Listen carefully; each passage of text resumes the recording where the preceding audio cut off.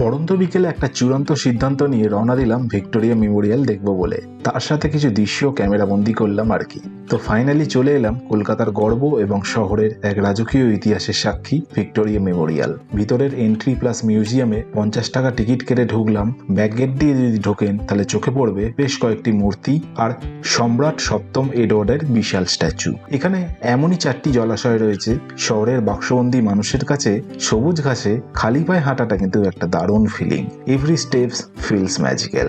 Victoria মেমোরিয়ালের এই চামটাই যেন হলো একটা ইটার্নাল। এই যে দেখছেন সাদা মার্বেলে ব্রিটিশ আমলে রানী ভিক্টোরিয়ার স্মৃতির উদ্দেশ্যে নির্মিত ভিক্টোরিয়া মেমোরিয়াল।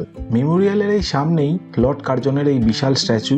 আর এই রয়্যাল জায়গার মধ্যে দিয়ে হেঁটে যাওয়াটা কিন্তু একটা দারুণ ভাইবস দেয়। দূর থেকেই দেখা যাচ্ছে সুউচ্চ বিল্ডিং দ্য 42। শীতের বিকেলে মানুষজনের ভিড় আর সুন্দর পরিবেশ সব মিলিয়ে কিন্তু একটা জমজমাট ব্যাপার। 1906 থেকে 1921 সালের মধ্যে নির্মিত স্থাপত্যের এই শ্রেষ্ঠ নিদর্শনটি 64 একর জমির উপর বিস্তৃত রয়েছে। মিউজিয়ামের ভেতরে ঢুকতে গেলে কিন্তু আপনাকে খাবার আর প্লাস্টিক জলের বোতল নিয়ে না ঢোকাটাই সব থেকে ভালো, কারণ এগুলো এখানে নিষিদ্ধ।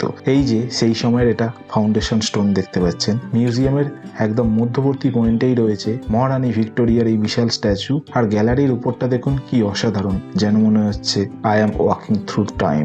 মেমোরিয়ালের গ্রাউন্ড ফ্লোর আর ফার্স্ট ফ্লোর নিয়ে পুরো জায়গাটা হচ্ছে মিউজিয়ামের একটা অংশ। ব্রিটিশ আমলের এই ভিক্টোরিয়া মেমোরিয়ালের গ্যালারি জুড়ে রয়েছে যুদ্ধ, বিজয়, অস্ত্র, মানচিত্র, অতীতের দেশপ্রেমিকদের গল্প এবং ভারতীয় উপমহাদেশের নানান কাহিনী।